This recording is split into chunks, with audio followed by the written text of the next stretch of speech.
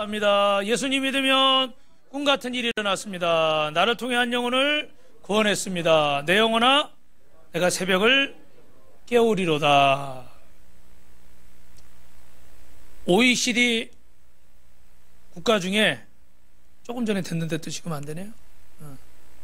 OECD 국가 중에 우리나라 여성 자살률이 1위이고 국민 전체 자살률이 3위를 차지했습니다. 상당히 충격적인 이런 상황입니다. 우리 국민들의 영혼이 병들었다는 것이죠. 반도체가 1위고 뭐 자동차 수출이 얼마나 되고 기쁜 소식일 수 있어요. 근데 자살률이 1위인 거예요. 그거는 이 많은 사람들의 마음이 심각한 질병에 걸려 있다는 것입니다. 그런데 안타까운 것은 우리가 이렇게 육체적으로 잘 살게 돼서 풍요를 누리고 있는 이 시대, 뭐 세계 경제 10위다, 아니 그 안에 든다, 뭐 무역 수지가 얼마다, 이런 얘기들이 이렇게 많이 나오는데도 불구하고 사람들은 더 많이 최후의 선택을 하고 있는 거예요. 여러분, 사람의 행불행은 물질적인 풍요를 통해 결정되지 않는 줄로 믿습니다. 육체적인 건강을 통해서 결정되지 않는 줄로 믿습니다. 물론 이런 것들이 영향을 미치는 것을 우리가 부인은 할 수 없어요. 그런데 정말 우리의 행복과 불행은 우리 마음에 달려있는 줄로 믿습니다. 우리 옆 사람하고 인사합시다. 예수님을 믿으면 꿈 같은 일이 일어납니다. 주님을 믿으면 우리 안에 평강과 기쁨이 있는데, 여러분, 이 평강으로 우리는 이런 두려움과 어려움을 이겨낼 줄로 믿습니다. 왜 사람들의 마음이 병들었을까? 왜 예수를 믿으면서도 우리의 마음의 문제들이 해결되지 않는가? 오늘 말씀을 통해서 답을 찾으시기를 주님의 이름으로 축원합니다. 할렐루야. 여러분, 한번 제목을 읽어보세요. 시작. 저는 여러분들 수준이 높아서 Know thyself, 이 영어를 읽을 줄 알았어. 그래서 역시 한글에 눈이 가시는군요. 너 자신을 알라. 여기는 나 자신을 알라라고 되어 있는데 그 유명한 소크라테스의 명언이잖아요. 그죠? 여러분, 우리가 이 질병을 치료하기 위해서는 첫 번째 알아야 될 게 따라합니다. 자신을 정확하게 알아야 치료가 됩니다. 오늘이 여러분 무슨 주일이라고요? 맥추감사 주일. 우리는 보리농사를 짓지 않기 때문에 6월 달에 추수하는 일은 없습니다. 그러나 하나님이 이스라엘 백성들을 그 광야에서 인도해서 그 죽을 수밖에 없는 인생을 40년 광야 생활 동안 만나와 메추라기로 먹이시고, 그리고 드디어 어떻게 해요? 약속의 땅에 내 손으로 농사지고 내 손으로 땀 흘려서 내 손으로 추수해서 내 손으로 내 사랑하는 사람과 내 가족을 챙길 수 있는 이런 은혜를 하나님이 주신 거예요. 할렐루야. 여러분, 이게 우리는 6.25를 겪어보지 않은 분들은 6.25가 이 전쟁이 끝나고 이 나라를 지킨 게 얼마나 감사한지 솔직히 잘 몰라요. 8.15 광복절을 맞이해보지 않으신 분은 그 광복의 기쁨이라는 게 어떤지를 몰라요. 왜? 일제 36년을 살아보질 않았거든요. 이름도 뺏기고 다 성도 뺏기고 인권도 뺏긴 상황 속에서 이 나라가 얼마나 소중한지 모르니까 아무리 얘기를 해도 사실은 그 느낌이 없어요. 그러니까 우리도 사실은 이 느낌을 갖기가 어려워요. 그래서 어떤 사람은 그냥 추수감사절만 지내면 되지, 에? 우리하고 기후도 안 맞는데 뭐 맥추감사주일 지키냐? 또 이럴 수도 있어요. 그러나 여러분, 이 한 해를 결산하는데 한 해의 중간 지점에서 여러분이 내 모습을 돌아보고 하나님이 베푸신 은혜를 기억하고 그 하나님 앞에 정말 감사한 마음이 생기면 나머지 6개월은 하나님의 더 큰 은혜가 우리 가운데 임할 줄 믿습니다. 왜요? 오늘 우리 집사님들이 기도한 것처럼 감사하는 자에게 어떻게 돼요? 더 큰 감사를 주시고, 또 사소한 일에 우리가 감사하면 어떻게 해요? 위대한 일을 주시고. 그래서 우리가 감사를 나눌 때는 한 주간 정말 감사한 일이 많은 주간도 있어요. 근데 어떨 때는 또 정말 감사한 일을 생각하기 어려운 주간도 있어. 오늘 여러분 기도해 주시라고 말씀드리고 있는 정현우 목사님 아버님이 이제 은퇴하시고 목사님이신데 몸이 많이 이제 80이 다 되시니까 오늘 또 이렇게 좀 새벽에 쓰러지셨대요. 그래서 걸음을 잘 못 걸어가지고 정 목사님 새벽에 몇 번 부축을 하고 막 이렇게 하다가 잠을 잘 못 자고 이렇게 왔어요. 어떻게 사람이 좀 졸려 보여요? 저는 은혜가 더 되는 것 같아요. 그럼 감사할 일 나누라고 하면 어떻게 해요? 감사한 일이 아니잖아요. 아버지가 아파서 쓰러진 일은. 다행히 병원은 안 가셨지만 그럼에도 불구하고 어떻게 돼요? 우리는 그 안에서 그래도 병원 갈 정도 안 되니 감사합니다. 아멘이 안 나오잖아요, 이쪽에는. 네. 그래도 혼자 계실 때 쓰러졌으면 어떻게 될지 몰라요. 그죠? 요새 독고사라고 그러나요? 그런 거? 맞아요? 여러분도 모르고 저도 모르니까 넘어갑시다. 혼자 계시다가 쓰러지시고 돌아가시고. 그래, 그러지 않은 것도 감사하고. 또 이렇게 멋있는 아들이 있으니까 아버지 부축해서 화장실도 모시고 가고 방에도 모시고 가고. 할렐루야. 저 아들 저렇게 안 키워놨으면 어쩔 뻔했어요. 할렐루야. 감사하기 어려운 건 아는데 그 안에서 우리가 감사를 해야 돼. 그래야 하나님이 어떻게 더 큰 은혜를 깨닫게 하시는 거예요. 거기서 감사를 못하면 그 다음에 은혜를 못 깨달는 거예요. 왜? 감사할 조건들이 없는 거야. 감사하기 시작하니까 이것도 감사, 저것도 감사. 그럼에도 불구하고 병원 안 가고 오늘 나와서 찬양할 수 있으니 감사. 목사님이 또 그 아버님 위해서 기도해달라고 이렇게 강대상에서 얘기해 주시니 감사. 이 예배를 영상으로 드리는 사람이 한 2천만 명쯤 되거든요. 아멘 안 하니 감사. 그러니까 그 사람들이 다 또 중보기도 할 거 아니에요. 그죠? 그러니까 또 감사. 할렐루야. 저도 감사를 잘 못해요. 근데 제가 여러분에게 하나님 말씀을 전해야지 제 생각을 전하면 안 되잖아요. 그죠? 그러니까 하나님 말씀을 전하. 그래서 여러분 이럴 때 우리가 하나님 앞에서 감사를 기억하십시오. 그래서 감사할 건 많아서 감사하는 건 더 감사한 일이고, 감사할 일이 없음에도 불구하고 이 6개월 동안 나를 지키시고 보호하시고 우리 가정 가운데 우리 교회와 직장 가운데 역사하신 하나님, 그 하나님 앞에 감사하시길 주님의 이름으로 축원합니다. 그때 우리는 어떻게 돼요? 그 감사 속에서 내 자신의 위치를 정확히 알 수 있는 거예요. 무슨 얘기예요, 여러분? 어떤 사람이 몸이 아파서 병원에 갔어요. 그리고 이렇게 검사를 하고 의사가 진단을 했습니다. 그런데 이 환자가 의사의 진단을 인정을 안 하는 거예요. 약을 먹으라는데 이렇게 저렇게 하라는데 안 하겠다는 거예요. 그러면서 뭐라고 그래요? 내 몸은 내가 더 잘 알아요. 선생님이 뭘 알아요? 선생님이라고 그러면 더 다행인데 당신이 뭘 알아요? 나에 대해서 아는 거 있어요? 이러고 나와버려요?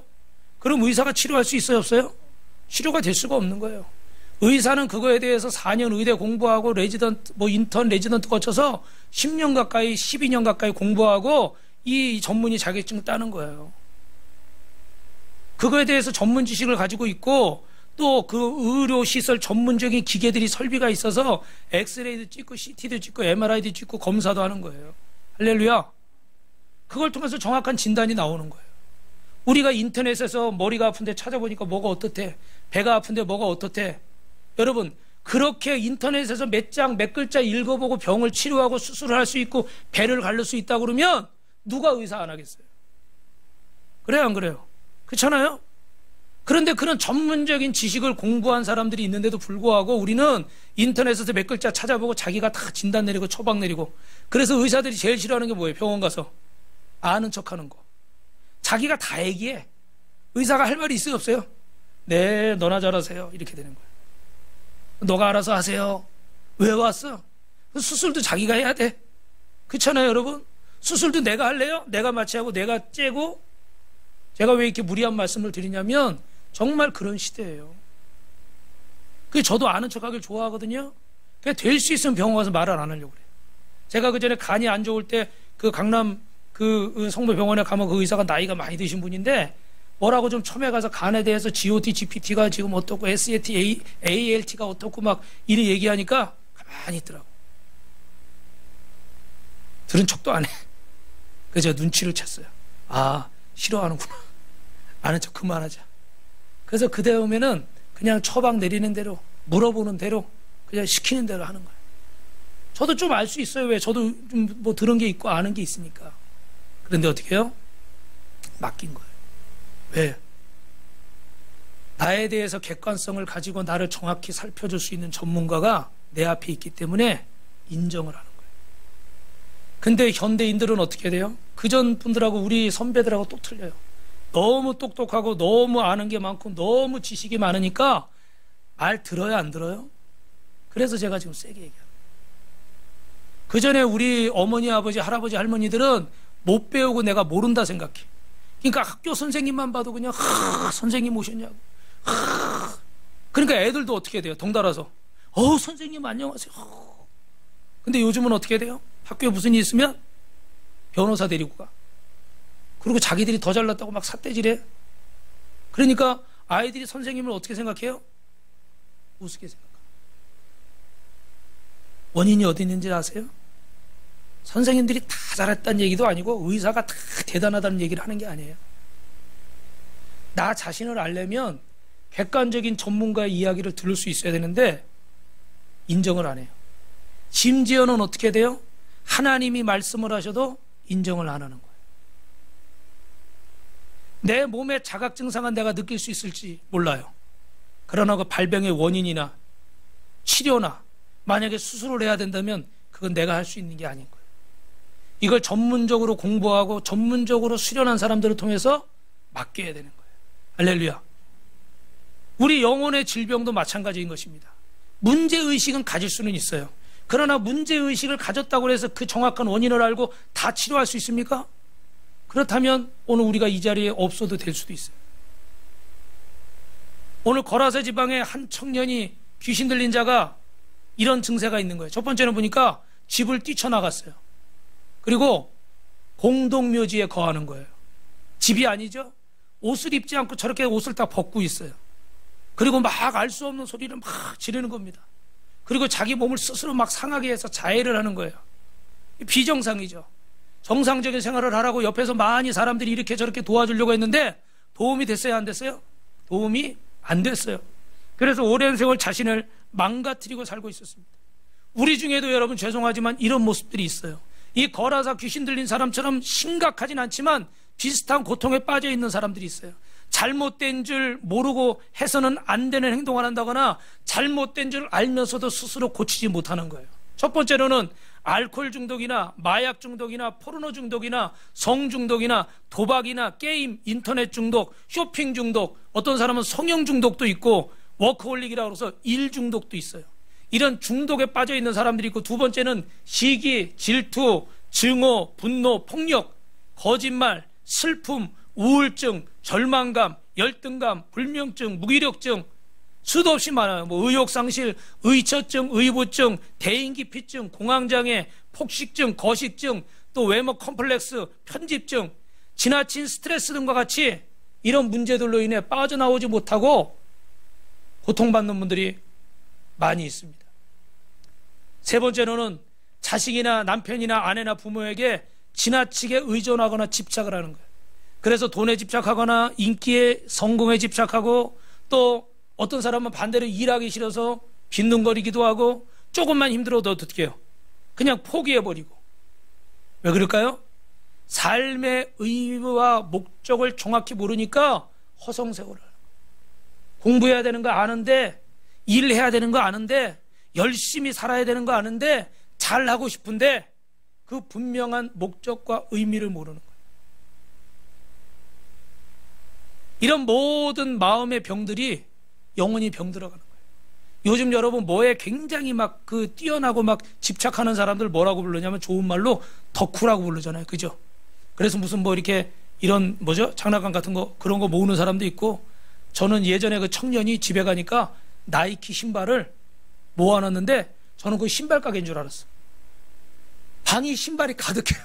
와, 황아무개예요. 여기서 이름을 얘기하면 또 다 알 수도 있으니까. 근데 그 친구는 좀 건전해.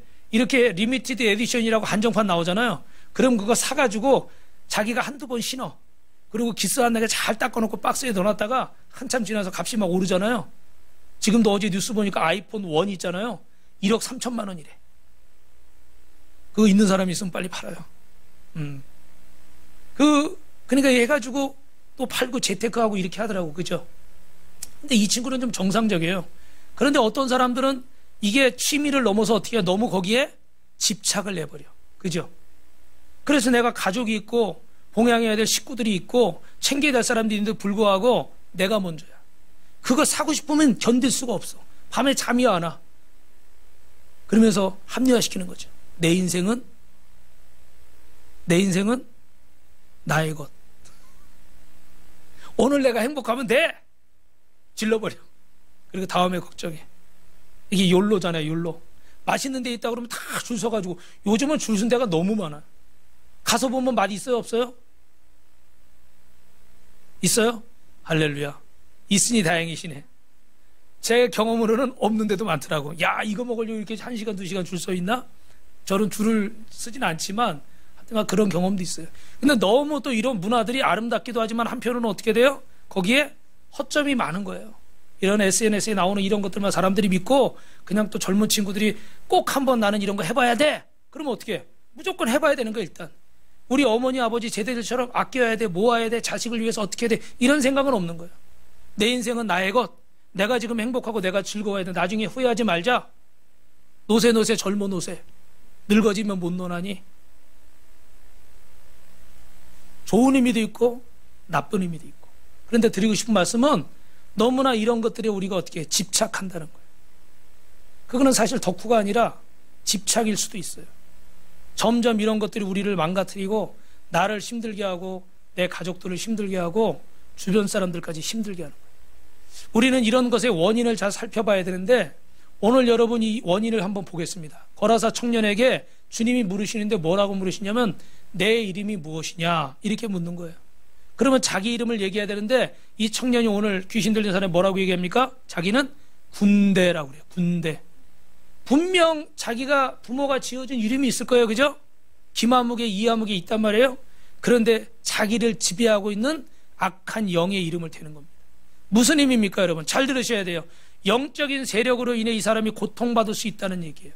모든 것을 영적으로만 몰고 가고 모든 것을 뭐 귀신 들렸다 모든 것을 이렇게 말하는 것은 문제가 있습니다. 그러나 여러분 모든 것을 심리학적으로 모든 것을 인간의 이론으로만 해석하려는 것도 어떻게 문제가 있을 수 있어요. 성경은 분명히 어떻게 돼요? 영적인 세력에 대해서 질병이 일어날 수 있다고 말하는 거예요. 요 거라사 귀신 들린 사람 이전에 이 8장 앞부분에 보니까 어떻게 했어요? 예수님이 이 거라사로 오시는데 풍랑이 일었어요. 그죠? 큰 파도가 일고 그래가지고 제자들이 예수님을 흔들어 깨우니까 예수님이 어떻게 하셨어요?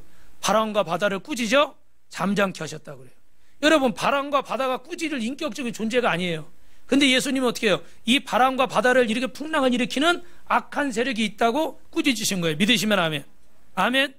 그러니까 단순히 술을 마시면 술을 마시는 게 다가 아니라 그 술을 마시게 하는 악한 세력, 그 영혼을 깨트리려는 세력이 있다는 거예요. 그래서 우리가 분명히 놓치지 말아야 될 것은 분명히 우리의 병이 피곤해서 아니면 힘들어서 아니면 사고가 나서 일반적인 어떤 환경이나 원인 때문에 병에 걸릴 수 있어요. 그런데 문제는 뭐냐면 그런 병에 걸려서 내가 병원에 있거나 아니면 병이 길어져서 시름시름 하다 보면 마음이 어떻게 돼요? 자꾸 낙심이 되는 거예요. 자신감이 떨어지는 거예요.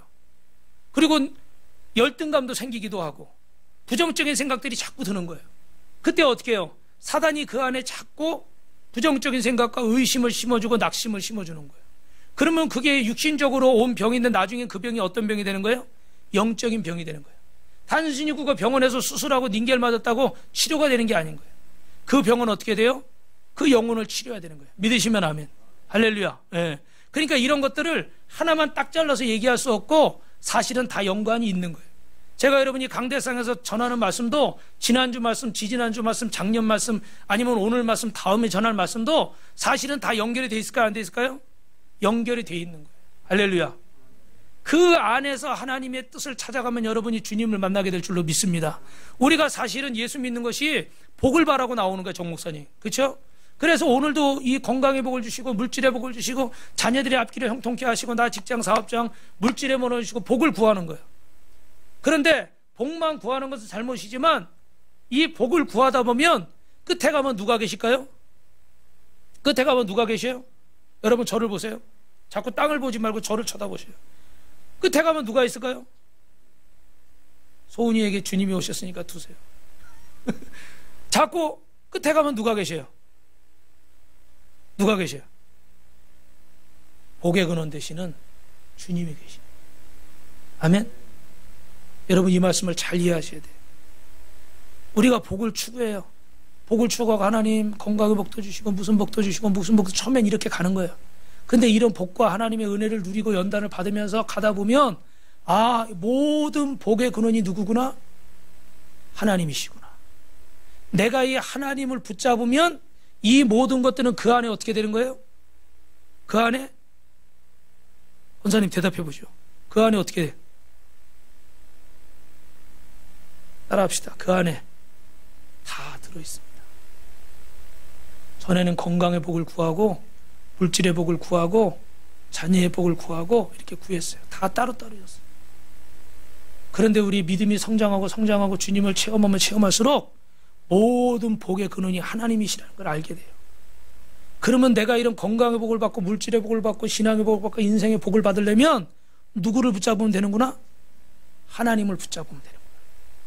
그때 가면요, 물질이나 건강이나 이게 별개가 아닌 거야. 이 모든 게 다 어디 안에 있는 거예요? 하나님 안에 있는 거예요. 할렐루야. 그래서 우리는 하나님 한 분에게 모든 초점이 맞춰지기 때문에 이제는 내가 일하는 거나 공부하는 거나 내가 살아가는 모든 것이 꼭 목사가 되고 전도사가 되고 선교사가 안 되더라도 여러분 모두가 하나님의 자녀로 주님의 제자로 살게 되는 줄로 믿습니다. 할렐루야. 그런데 여러분, 이렇게 말을 듣는 건 쉬워요? 안 쉬워요? 쉬워요.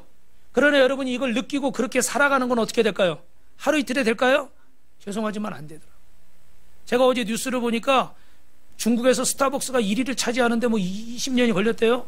그런데 무슨 뭐 이름은 기억 못하는데 뭐 르땡땡인가 무슨 커피 회사가 3년 만에 그 큰 중국에서 체인 1위를 한 거야. 뭐 스타벅스가 4,200개인데 거기 체인이 4,800개래. 와, 어마어마한 거예요. 그죠? 막 신문에도 나고 주식도 막 올라오고. 근데 나중에 알고 보니까 그냥 막 공짜 쿠폰도 너무 많이 날리고 막 이래가지고 어떤 가게는 하루에 손님이 100명 왔는데 100명이 다 공짜 쿠폰, 사은품 쿠폰이 온대. 그러니까 실제로는 매출이 뭐 예를 들어서 뭐 몇백억 됐는데 실제 알고 보니까 뭐 8,800억이 적자래. 이게 다 이제 드러난 거예요. 드러나 버리니까 어떻게 주식이 폭락하고 기업 가치가 떨어져 버리고 월급을 못 주니까 어떻게 지금 부도 수순을 밟고 있다는 거예요.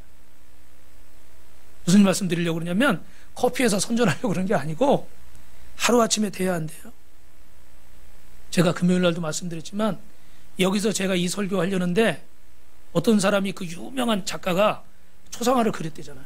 초상화를 그렸는데 값을 달라고 그러니까 제 이름이 지금 기억 안 나는데 예를 들면 5천만 원을 달라고 그런 거예요. 그러니까 그 여자분이 화가 나가지고 아니 무슨 이거 그림 30분 1시간 그리는데 무슨 5천만 원을 받냐? 30분 1시간 정도 하고서 어떻게 많이 받냐? 그랬더니 그 화가가 뭐라고 그런지 알아요? 이거 그리는 데는 30분 1시간 걸렸지만 내가 이 정도 그릴 만큼의 실력을 쌓는 데는 내 인생을 전부 들였다. 예를 들면 30년 40년 걸렸을 거 아니에요. 그죠?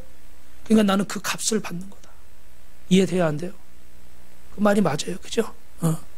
그린 시간이 중요한 게 아니라 그런 그림을 그릴 만큼의 수준이 되는 데는 3, 40년이 걸린 거예요. 예를 들면 오늘 제가 이 설교를 이렇게 하기까지 저도 어떻게 돼요? 수십 년을 연단을 받는 거예요. 매일 갈등하고 깨지고 포기하고 낙심하고 그러다가 또 오늘 찬양 하나님은 너에게 복을 주시기를 원하며 또 위로받고 또 힘을 얻고 다시 일어서고 또 그러다 또 막 하다가 나는 잘하려고 그러는데 또 뜻대로 안 되고 수도 없는 과정들을 겪는 거죠. 오늘 여러분도 아마 그러실 거예요. 그죠? 분명한 것은 여러분 오늘 하나님 앞에서 우리의 문제를 가지고 나가시길 주님의 이름으로 축원합니다. 인정을 해야 돼요. 그래야 내 자신의 모습을 정확히 볼 수가 있어요. 이런 일이 왜 나에게 이런 일인지를 정확히 알아야 돼요. 그래서 두 번째 따라합니다. 예수님 발치에 엎드릴 때 영적인 질병이 치유됩니다. 오늘 이 거라사 청년이 무덤 가운데 있다가 산속에 있다가 주님 오시니까 어떻게 그 발치에 엎드린 거예요. 여러분 악한 영들에게 조종당하고 있던 이 인생이 주님 앞에 엎드렸습니다. 문제의 시작은 어디서부터예요? 여기서부터예요. 내 자신을 바로 알고 주님 앞에 엎드리는 거. 내가 귀신 들린 자라는 거. 내 이름이 김아무개가 아니라 나는 군대 귀신 들린 자라는 내 정체성을 바로 알고 주님 앞에 인정할 때 엎드리게 되는 거예요. 할렐루야. 그런데 나는 아니다 계속 변명하고 핑계만 대고 있으면 주님 앞에 엎드릴 기회를 놓쳐버리는 거예요. 지금 자신이 어떤 존재인지를 몰랐고 내가 지금 어떤 상태인지 모르면 이 사람은 주님 앞에 엎드리지 않았을 거예요. 근데 나는 군대 귀신 들린 자입니다. 그래서 주님 앞에 엎드리는 거예요. 여러분, 주님 앞에 엎드린다는 것은 어떤 의미가 있을까요? 첫 번째, 따라합니다. 자신의 문제를 인정하는 겁니다. 여러분, 자신을 직시하면 자신의 문제가 보이는 거예요. 보통 사람과 다른 생각이나 행동이나 이런 것들을 보면서 내 모습을 보는 거예요. 내 감정을 내가 다스릴 수 없고 내 감정이 지나치게 나를 힘들게 하거나 또한 옆에 다른 사람들을 힘들게 한다면 문제가 있는 거죠. 이게 힘써도 안 되고 별 노력을 다해도 안 되는 거예요.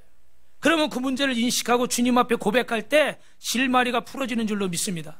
그런데 많은 사람들이 여러분 자신을 직시하려고 하지 않아요. 왜냐하면 누구 때문이라고 하고 그냥 어쩌다가 이번에 이렇게 된 거라고 하고 자꾸 핑계를 대고 변명을 하려고 그러는 거예요. 환경이 좋아지고 상황이 좋아지면 괜찮아질 거라고 말하는데 사실은 그게 아닌 거예요. 근본적으로 어떤 부분에 문제가 있는 거예요. 이걸 주님 앞에 가지고 가려고 하지 않아요. 왜? 인정하고 싶지 않으니까. 그러므로 주님은 자신을 직시하라고 합니다. 내 문제를 문제로 인식하고 인정할 때 주님께 가지고 나올 줄로 믿습니다. 할렐루야. 어떤 아이가 그랬다잖아요. 뭐 막 열심히 하는데 안 돼. 그래서 또 막 울면서 또 하고 그러는데 안 되는 거예요. 그래서 아버지가 이렇게 도와주던 나중에 너 최선을 다했니? 네, 최선을 다했어요. 아니야, 넌 최선을 안 다했어. 아니, 실망해가지고 울고 있는 아이한테 잘했다고 격려를 못 해줄 망정 넌 최선을 안 다했다고 꾸중을 하는 거예요. 이 아이가 놀래가지고 눈이 동그래가지고 그 울던 눈이 더 눈물이 더 글썽글썽해졌어요. 그랬더니 아버지가 뭐라고 그래요? 아버지한테 도움을 청하질 않았어. 나 아빠가 옆에 있는데 왜 아빠한테 부탁을 하지 않았어? 아빠가 너보다 많이 알고 아빠가 너보다 더 잘할 수 있잖아. 할렐루야. 하나님 아버지 앞에 문제를 가지고 나오라고 말씀하는데 오늘 저와 여러분들이 문제가 있는 건 알아요. 답답한 것도 있고 걱정거리도 있어요. 그런데 문제를 가지고 나오지를 않는 거예요. 문제는 인식했는데 이걸 인정을 안 하는 거예요. 문제를 인식했으면 병원에 찾아가서 의사가 치료하라는 대로 치료를 받아야죠. 그래야 병이 날 거 아니에요. 어제도 우리 목사님 한 분이 갑자기 어떻게 몸이 생겨가지고 응급실 실려갔다고 응급실 간다고 문자가 왔더라고. 기도해달라고. 그리고 몇 시간 있다가 이렇게 하고서 응급실에서 지금 퇴원한다고 문자가 왔어요. 문제가 있으면 어떻게 돼요? 가지고 가야 되는 거예요. 할렐루야. 주님 앞에 나와야 되는 거예요. 아멘. 그리고 주님 앞에 엎드린다는 것은 여러분 따라합니다. 내 고통을 호소하고 긍휼을 구하는 것입니다. 38년 된 병자도 그 고통 가운데 주님께 소망을 두고 주님 앞에 나올 때 38년간 고침받지 못한 질병이 치료됐고 오늘 이 본문에 거라서 귀신 들린 청년도 이 문제를 가지고 주님 앞에 엎드릴 때 문제가 치료된 줄로 믿습니다. 그러므로 여러분 하나님 앞에 여러분의 고통과 여러분의 안타까운 마음들을 주님 앞에 가지고 나오시길 바랍니다. 사무엘상 1장 15절 읽어볼까요? 시작. 한나가 대답하여 이르되 내 주여 그렇지 아니하나이다. 나는 마음이 슬픈 여자다. 포도주나 독주를 마신 것이 아니고 여호와 앞에 내 심정을 통한 것뿐이오니. 할렐루야. 여러분 잘 아시는 한나가 결혼해서 참 엘가나라는 신랑 만나서 행복하게 잘 살았는데 딱 한 가지 고민이 있어요. 그게 뭐예요? 아이가 없어요. 아이가 없어서 막 힘든 가운데 몸종인 분인나를 통해서 아이를 낳습니다. 그러니까 이 몸종이 어떻게 아이를 낳으니까 내가 이 집에 주인이 된 줄 알고 막 이렇게 핍박을 하고 이런 상태가 되어버린 거죠. 그래서 한나는 어떻게 돼요? 더 속상하고 더 힘들어서 하나님의 성전에 가서 간절히 우는데 얼굴이 빨갛게 되니까 엘리사 사장이 보고 어떻게 돼요? 술 마시고 교회 왔냐? 그리고 혼을 내려고 그래. 그래서 오늘 고백하는 거예요. 아니요, 저는 슬픈 여자입니다. 제 안에 슬픔이 있는데 이러이러한 겁니다. 제가 아이를 못 낳았습니다. 제 마음이 괴롭습니다. 그래서 엘리 제사장이 축복하는 거예요. 돌아가라.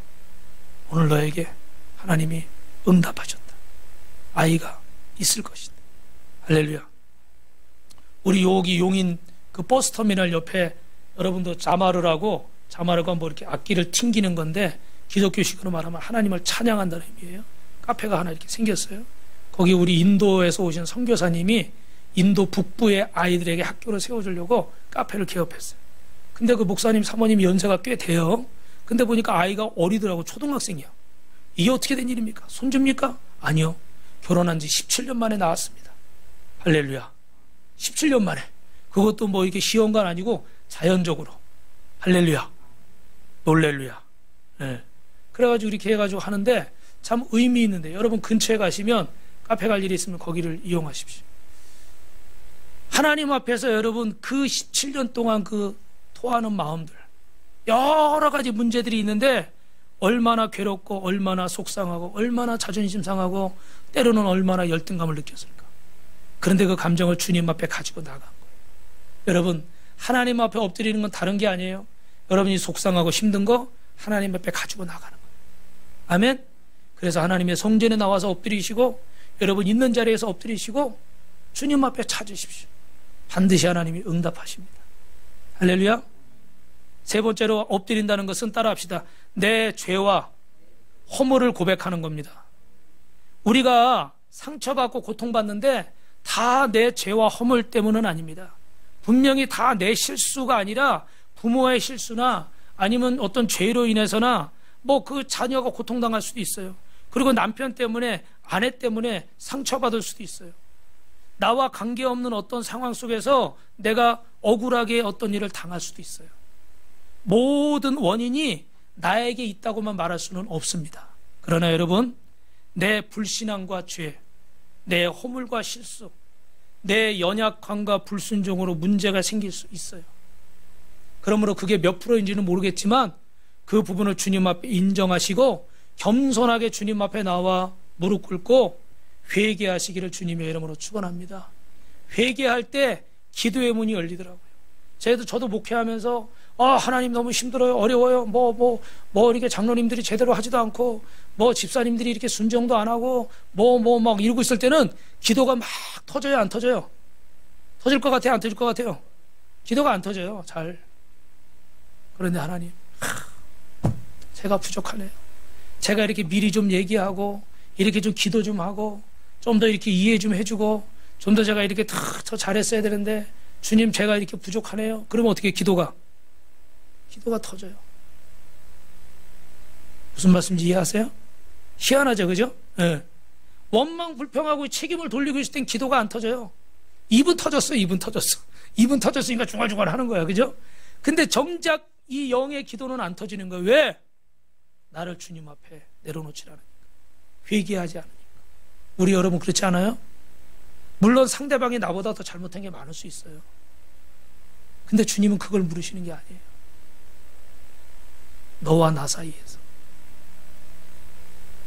중간에 자꾸 뭘 갖다 끼지 마세요. 반칙이에요.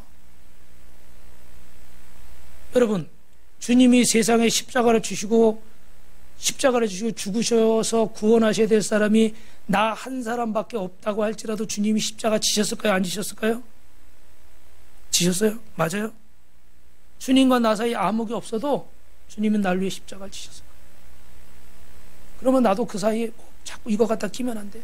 자식 때문에 먹었다, 남편 때문에 먹었다, 뭐 부인 때문에 먹었다, 부모 때문에 어떠. 핑계. 내가 하나님 앞에 엎드려야 돼. 내가 엎드리면 하나님이 역사하셔. 그때 남편도 변화시킬 수 있고 아내도 변화시킬 수 있고. 우리 사모님이 엎드리니까 어떻게 돼요? 제가 변화가 조금 된 거야. 내가 많이 됐다고는 못하고 증인들이 여기 있으니까 엎드리니까 좀 되는 거야. 근데 나 저 남자하고 못 살겠다 맨날 그러고 도망 다니면 어떻게 하나님이 변화시켜요, 안 시켜요? 나만 더 괴로운 거예요. 나만 더 괴로운 거예요. 이걸 알아야 돼요, 여러분. 왜 괴로운지 이유를 모르고 괴로우니까 더 괴로운 거예요. 왜 괴로운지 이유를 알았으면 빨리 해결해야 돼, 안 해야 돼요? 엎드리면 되는 거예요. 근데 안 엎드려요. 왜? 내 잘못이라고 인정하기가 싫거든. 다 저 남자 때문이라고 말하고 싶거든. 그래요, 안 그래요? 다 저 사람 때문이라고 말하고 싶은 거예요. 그래서 더 괴로운 거예요. 근데 이 영적인 진리를 모르는 거예요. 그래서 여러분, 우리 힘으로는 안 되는데 우리가 할 수 있는 방법이 있어요. 읽읍시다. 시작. 예수 이름의 권능을 사용합시다. 오늘은 주제가 4개인데 제가 빨리 하고 있어요. 세 번째 주제는 주님의 권능을 힘입을 때 치유를 경험할 수 있습니다. 할렐루야. 주님의 뭐를 힘입으라고요? 권능을 힘입으라는 거예요. 여러분 강요셉 목사님이 쓴 이 책에 보면 두란노에서 나온 책인데, 이 거라서 청년이 주님 발 앞에 엎드리자 주님은 이것저것 물어보신 후에 청년 앞에 귀신을 향해서 나가라고 명령하십니다. 그리고 귀신이 나가니까 이 청년이 온전케 됐어요. 우리는 여기서 몇 가지를 깨닫는데 그 중에 하나가 뭐냐면 영적인 세력이 우리 몸과 마음의 질병의 원인이 되기도 한다는 거예요. 서두에 말씀드린 것처럼 모든 것이 다 이 영적인 문제라고 말할 수는 없습니다. 분명히 어떤 심리학적인 문제, 환경적인 문제도 있을 수 있어요. 그러나 우리 사람의 몸과 마음이 악한 세력이 틈타기 쉬운 상태가 되면 이렇게 사람이 병들게 되는 거예요. 마치 여러분 안보에 허점이 생기면 어떻게 될까요? 간첩이 침투하게 되는 것처럼 우리가 이렇게 육신적으로 또 영적으로 연약해지면 그 안에 이 원수마귀가 틈을 타는 거예요. 여러분 술을 이렇게 한 잔 마신다고 이 사람이 알코올 중독이 됩니까? 그렇지 않습니다. 이거 한두 잔 마셔서 알코올 중독 되는 게 아니에요. 이게 계속돼서 습관이 되면 알코올 중독이 되는 거예요.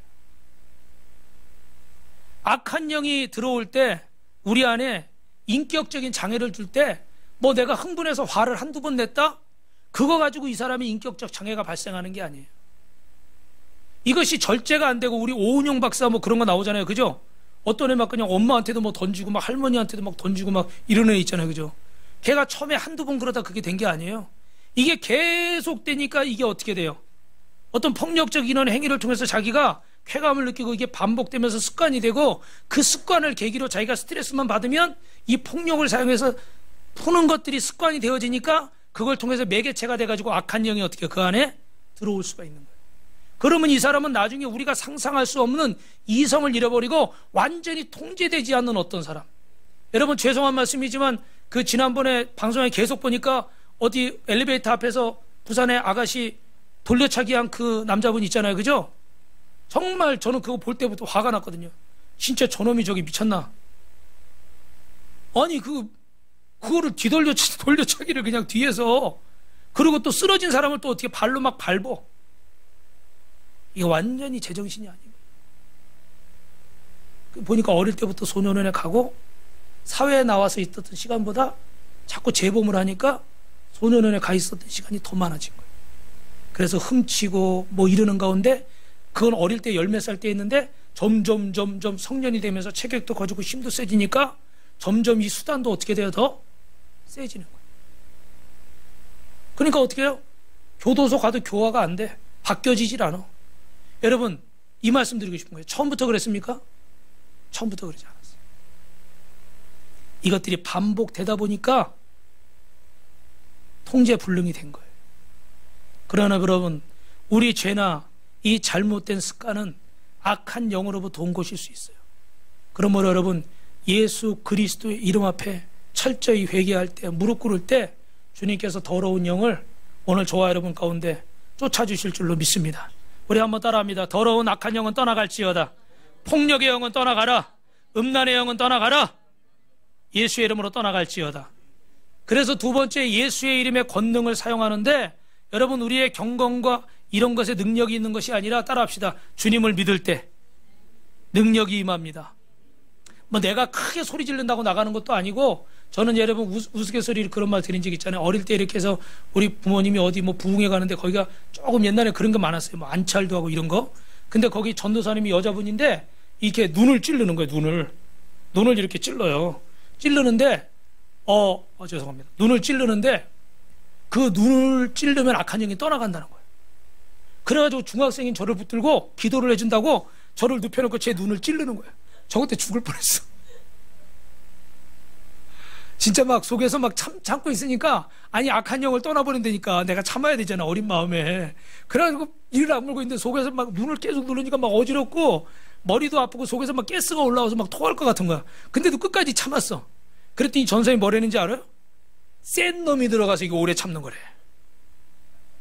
우리 어머니 아버지 날 보호해 주질 않아. 그냥 맡겨버렸어. 그 나중에 제가 이제 좀 커가지고 신학생이 돼가지고 그 여자 선사님을 찾아다녔어. 왜요? 복수하려고. 나도 가서 찔르려고. 그랬더니 얼른 사라진 적 없어. 여태까지 못 찾았어. 아시는 분 있으면 신고해 주세요. 참 어리석은 방법인데 이런 것들을 가지고 귀신을 내쫓는다 이렇게 생각한 적도 있어요. 뭐 안찰한다고 해서 사람 때려 죽인 적도 있고 여러분도 많이 보셨을 거예요. 그죠? 그런데 여러분, 물론 이런 것들로도 역사가 나타날 수는 있어요. 만에 하나. 그러나 성경에도 보면 제자들은 어떻게 돼요? 마가의 다락방에 모여서 마태복음 9장에 보니까 강력하게 기도한 줄로 믿습니다. 할렐루야. 기도할 때 성령이 역사하는 거지 눈 찔르고 등짝 때린다고 성령이 역사하는 게 아니에요.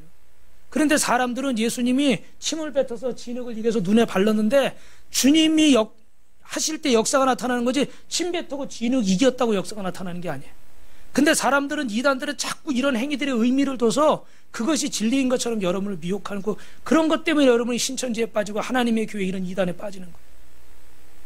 성경은 누구에게 능력이 있다고 그래요? 예수의 이름에. 할렐루야.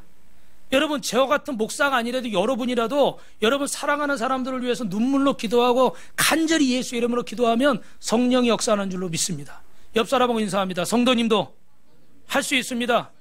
여러분, 사도행전 4장 19절 말씀 있습니다. 29절 시작.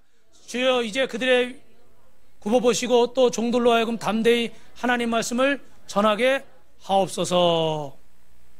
제가 말씀을 잘못 적었습니다. 사도행전 4장에 보니까 손을 내물어 병을 낫게 하시고 표적과 기사와 거룩한 종 예수의 이름으로 이뤄지게 하옵소서. 할렐루야. 이번 주에 여러분 금요일날 말씀드렸지만 감사한 일이 있었는데, 우리 지금 이명자 권사님이 남편 김명근 성도님이 마음이 아프셔가지고 입원했는데 한번 금방 퇴원하실 줄 알았는데 벌써 2달이 지나가고 있어요. 그런데 이제 면회도 어렵고 또 전화도 잘 안 되고 그래서 저도 마음이 기도를 하면서도 계속 기도는 했지만 좀 굉장히 걱정이 되고 그랬어요. 근데 이번 주에 사모님하고 통화가 됐는데 그 남편분이 그 항생제 내성이 생겼대요.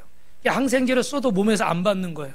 그러면 이게 치료가 안 되잖아요. 그죠? 막 염증이 일어나고 그럼 폐혈증이나 이런 걸로 돌아가실 수가 있어요. 그런데 그래서 이제 병실도 독방으로 옮겨야 돼요. 그 독방으로 옮기니까 막 병실료도 많이 나오고 뭐 1,000얼마가 나왔대요. 막 이러고 막 어려운데 거기다가 이분이 몸이 안 좋으니까 계속 악몽을 꾼다는 거예요. 잠을 못 자고 그러니까 더 힘들잖아요. 근데 이 권사님이 그래도 기도하는 분이니까 그런 생각이 들더래요. 그래가지고 십자가 반지를 만들어서 끼워드렸대요. 뭐요? 십자가 반지. 그랬더니 어떻게 그 밤부터 악몽을 안 꾸더라는 거예요. 할렐루야. 우리 하나님께 감사의 박수 드립시다. 여러분은 이 상황을 얼마나 대단하게 받아들이시는지 모르지만 저는 굉장히 대단해요. 짧게 말씀드리면 그분이 어떤 분이냐면 막 그 식구들이 모여서 해마다 제사 지낼 뿐만 아니라 한 번은 예전에 권사님이 그 교회 수건을, 교회 이름 적힌 수건을 욕실에 걸어놨다고 밤새 때리고 부수고 난리를 치시는 분이에요. 그래서 교회 교자만 나와도 난리가 나는 분이에요. 그렇게 마음이 닫혀 있어요. 그런데 이런 분이 당신 하나님 계신 거 믿어?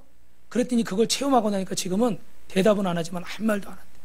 이 얘기를 막 하니까 그래서 권사님 지금 나와서 받으시는 거니까 아니요 사모님 나 병실에 있는데요. 그럼 할아버지가 다 들으시잖아요. 괜찮아요. 이제는 아무렇지도 않아요. 상황이 완전히 역전됐어요. 여러분은 그분을 잘 모르시니까 이해를 못할 수도 있는데 저는 10년 가까이 이런 상황들을 알고 있기 때문에 남편 눈치 보느라고 어떨 땐 남편이 또 주일날 가는데 막 이렇게 해가지고 교회를 못 오시고 이런 상황들이 굉장히 많이 있었어요. 그런데 이런 상황 속에서 저는 이 간증을 들으니까 하나님이 역사하시는구나. 할렐루야. 그런데 여러분 십자가 반지 해줄 수는 있는데 십자가 반지에 능력이 있는 게 아니라 어디에 능력이 있는 거예요? 예수 이름의 능력이. 옆 사람하고 시작. 예수 이름의 능력이 있습니다. 여러분 저를 보십시오. 사용하세요. 사용하시라고. 하나님이 주셨는데 여러분이 구하지 않고 엎드리질 않고 사용하지 않고 속상해만 하고 있고 고민만 하고 있고 힘들어만 하고 있으면 주님은 더 안타까우신 거예요. 이미 주셨는데 왜 안 쓰냔 말이야. 쓰면 되는데. 할렐루야. 할렐루야. 마지막입니다. 그러면 치유받은 이후에 영적인 삶을 통해서 온전히 회복됨을 아시길 주님의 이름으로 축원합니다. 어떤 삶을 통해서요? 영적인 삶을 통해서. 병원 가서 수술하거나 다른 방법으로 치료받으는 끝이 아니라 그 후에 온전히 회복되려면 관리를 잘해야 돼요. 관리를 잘못하면 재발하거나 더 심해질 수가 있습니다. 그러므로 오늘 본문 38절 39절 말씀 한번 같이 읽어보겠습니다. 시작. 귀신 나간 사람이 함께 있기를 구하였으나 예수께서 그를 보내시며 이르시되 집으로 돌아가 하나님이 내게 어떻게 큰 일을 행하셨는지를 말하라. 그가 가서 예수께서 자기에게 어떻게 큰 일을 행하셨는지를 온 성내에 전파하니라. 아멘. 여러분 여기 이런 말씀이에요. 결론만 말씀드리면 이 청년은 고침받고 나서 귀신이 나갔으니까 내 인생이 새로워졌으니까 주님과 그냥 함께 따르고 싶은 거예요. 근데 주님은 내 집으로 돌아가라는 거예요. 근데 여러분, 돌아가라는 목적이 이거예요. 가서 네가 듣고 보고 체험한 것을 어떻게 돼요? 전하라. 할렐루야. 우리가 새생명 축제를 하는 이유가 여기 있는 거예요. 그죠? 주님이 내게 베푸신 은혜를 전하는 거예요. 믿으시면 아멘. 물론 그 후에 은혜 받고 나중에 또 뭐 주의 간다거나 이럴 수는 있어요. 근데 가장 중요한 것은 우리가 이렇게 성령 역사를 체험하고 나서 영적인 삶은 어떤 삶이냐? 주님을 증거하는 삶인 줄로 믿습니다. 할렐루야. 옆사람하고 인사합시다. 주님을 증거합시다. 그래서 이 타비타 야빌리라는 분이 쓴 건강한 교인의 10가지 특징에 보면 뭐 첫 번째 강해설교 뭐 이런 것들이 나오는데 그 안에 보면 여러분 하나님 앞에 헌신하는 게 나와요. 따라합시다. 새로운 삶으로 보답합시다. 여러분 정말 주님을 만났다면 이제 새로운 삶으로 주님 앞에 보답을 해야 되는 거예요. 근데 옛날 가치관과 옛날 삶을 똑같이 살면서 받은 은혜를 지키려고 한다면 지킬 수가 없는 거예요. 좋은 약을 먹어서 건강관리를 하려고 그러는데 생활 습관은 똑같아요. 나아질까요? 나아지다가 말든지 나아져도 조금밖에 나아질 수 없어요. 그러나 좋은 약을 먹으면서 내 건강관리도 잘하면 어떻게 될까요? 효과는 극대화되는 거예요. 은혜는 받았는데 체험은 했는데 그 삶이 변하지 않는 거예요. 새로운 삶을 살지 않고 옛사람을 산다 그러면 그 은혜는 금방 시들어버려서 그 사람은 또 하나님의 은혜를 구할 때 어떻게 받을 수 있을까 없을까요? 한 번 이렇게 마음이 굳어지게 되면요 점점 은혜 받기가 힘들어져요. 내가 나빠서가 아니라 자연스럽게 굳은 살이 배겨버리는 거예요. 그래서 하나님 앞에 새로운 삶을 살아야 되는데 아무개라는 분이 있어요. 여러분 이 말씀 읽어봅시다. 시작.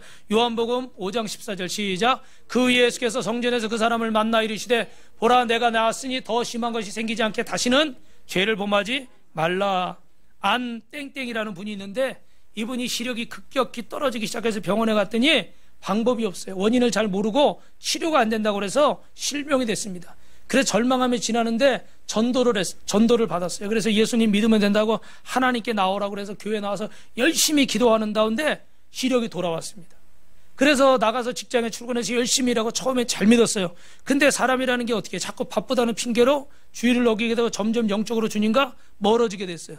그래서 세상적인 삶을 살다 보니까 다시 실명이 온 거예요.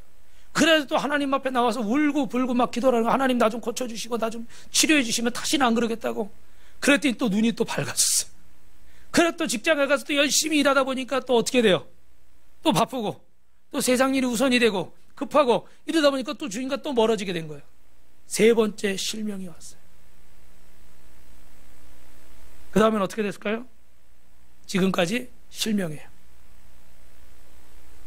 근데 이분이 더 이상 고쳐달라는 기도는 안 하신대요. 왜냐하면 내 모습을 내가 잘 아니까. 그래서 20년 동안 이분이 시각 장애인으로 살아가고 있는데 이제는 눈뜨게 해달라는 기도는 하지 않습니다. 주님의 뜻대로 살게 해달라고 구하고 있습니다. 할렐루야. 여러분 주님의 은혜를 입었으면 그분의 뜻에 맞게 살도록 새로운 삶을 살아야 되는 거예요. 옛사람의 삶을 계속 산다면 아무리 좋은 약을 먹어도 아무리 좋은 것을 가져와도 다 어떻게 해요? 무용지물이 될 수가 있어요. 마지막으로 여러분 따라합시다. 주께서 행하신 일을 증거합시다. 그래서 여러분 이 청년이 이렇게 주님을 따르려고 하니까 어떻게 돼요? 주님이 돌아가라. 돌아가서 너는 나의 증인이 되어라. 우리 글씨가 좀 작은데 누가복음 8장 39절 읽읍시다. 시작. 집으로 돌아가 하나님이 내게 어떻게 큰일 행하신 것을 일일이 고하라시니 저가 가서 예수께서 자기에게 어떻게 큰일 하신 것을 온 성내에 전파하니라. 여러분 말씀을 마치겠습니다. 여러분 자신을 먼저 정확히 보십시오. 병들고 상한 내 마음을 주님 앞에 인정하십시오. 그리고 주님 발 앞에 엎드리십시오. 그리고 여러분의 속상하고 힘들고 어렵고 괴롭고 억울한 것들을 주님 앞에 토해내십시오. 그리고 주님의 치유를 받아서 예수의 이름의 권능으로 치유를 받아서 여러분들의 주님의 증인으로 살아가시면 앞으로 여러분의 삶은 빛나는 삶이 될 줄로 믿습니다. 항상 주님이 비추시는 삶이 될 줄 믿습니다. 할렐루야. 여러분 절 보세요. 문제가 없는 게 아니에요. 어려움이 없는 게 아니에요. 혼란이 없는 게 아니에요. 힘든 일이 없는 게 아니에요. 괴로움이 없는 게 아니에요. 그런데 주님이 날 향해 비춰주시는 그 빛이 더 강하기 때문에 이 슬픔도 이 어려움도 이 속상함도 이 괴로움도 얼마든지 이길 수 있는 거예요. 믿으시면 하면 옆 사람하고 인사합니다. 하나님이 엄청 사랑하지. 좀 믿어요. 좀 믿어요. 해요, 빨리. 시작. 좀 믿어요. 의심하지 말고, 다 따라해요. 걱정하지 말고, 낙심하지 말고, 주님 앞에 내려놓으세요. 할렐루야. 기도하겠습니다.